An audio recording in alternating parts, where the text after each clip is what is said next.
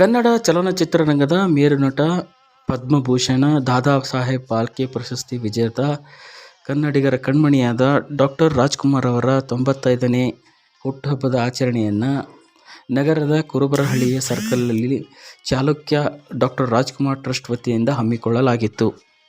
ಈ ಒಂದು ಹುಟ್ಟುಹಬ್ಬಕ್ಕೆ ಚಾಲುಕ್ಯ ಡಾಕ್ಟರ್ ರಾಜ್ಕುಮಾರ್ ಟ್ರಸ್ಟ್ನ ಕಾರ್ಯಾಧ್ಯಕ್ಷರಾದ ನಾಗಣ್ಣ, ಪದಾಧಿಕಾರಿಗಳಾದ ಚಾಲುಕ್ಯ ಡಾಕ್ಟರ್ ರಾಜ್ಕುಮಾರ್ ಟ್ರಸ್ಟ್ ಅಧ್ಯಕ್ಷರಾದ ಸುರೇಶ್, ಪದಾಧಿಕಾರಿಗಳಾದ ಪುನೀತ್, ಪುರುಷೋತ್ತಮ್, ಗೋಪಿ ಸೇರಿದಂತೆ ಹಲವಾರು ಮುಖಂಡರು ಪಾಲ್ಗೊಂಡು ರಾಜ್ಕುಮಾರ್ ಅವರ ಸವಿನೆನಪಿಗಾಗಿ ಈ ಬರ್ತ್ಡೇಯನ್ನು ಹಮ್ಮಿಕೊಂಡು ನೆರೆದಿದ್ದ ಅವರ ಅಭಿಮಾನಿಗಳಿಗೆ ಸಿಹಿ ಹಂಚಿ ಹುಟ್ಟುಹಬ್ಬವನ್ನು ಆಚರಿಸಿದರು. ಈ ಸಂದರ್ಭದಲ್ಲಿ ಮಾತನಾಡಿದ ನಾಗಣ್ಣ ಅವರು, ಕನ್ನಡಿಗರ ಪಾಲಿನ ಆರಾಧ್ಯ ದೈವ ಡಾಕ್ಟರ್ ರಾಜ್ಕುಮಾರ್ ಎಂದಿಗೂ ಜೀವಂತವಾಗಿದ್ದಾರೆ. ಅವರ ಚಿತ್ರಗಳ ಮೂಲಕ ಸಾರ್ವಜನಿಕ ಜೀವನದಲ್ಲಿ ಹೇಗೆ ಜೀವನ ನಡೆಸಬೇಕು ಎನ್ನುವುದನ್ನು ಆದರ್ಶಪ್ರಾಯವಾಗಿ ಅವರು ನಮ್ಮ ಮುಂದೆ ಬಂದು ನಿಲ್ಲುತ್ತಾರೆ ಎಂದು ಇದೇ ಸಂದರ್ಭದಲ್ಲಿ ರಾಜ್ ಅವರ ಗುಣಗಾನ ಮಾಡಿದರು.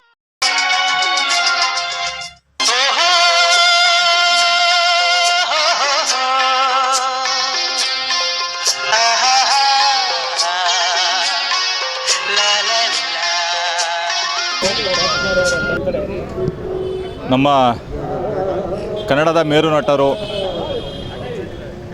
ದಿವಂಗತ ಡಾಕ್ಟರ್ ರಾಜ್ಕುಮಾರ್ ಅವರ 96ನೇ ಜನ್ಮ ದಿನಾಚರಣೆಯನ್ನು ನಮ್ಮ ಚಾಲುಕ್ಯ ಡಾಕ್ಟರ್ ರಾಜ್ಕುಮಾರ್ ಸಂಘದ ವತಿಯಿಂದ ನಮ್ಮ ಕಾರ್ಯಾಧ್ಯಕ್ಷರಾದಂಥ ನಾಗಣ್ಣನವರು, ಅಧ್ಯಕ್ಷರಾದಂಥ ಸುರೇಶ್ ಅವರು, ಹಾಗೆ ಗೌರವಾಧ್ಯಕ್ಷರಾದಂಥ ಗೋಪಾಲಯ್ಯನವರು, ಹಾಗೆ ಶಿವರಾಜ್ರವರು ಬರಬೇಕಾಗಿತ್ತು.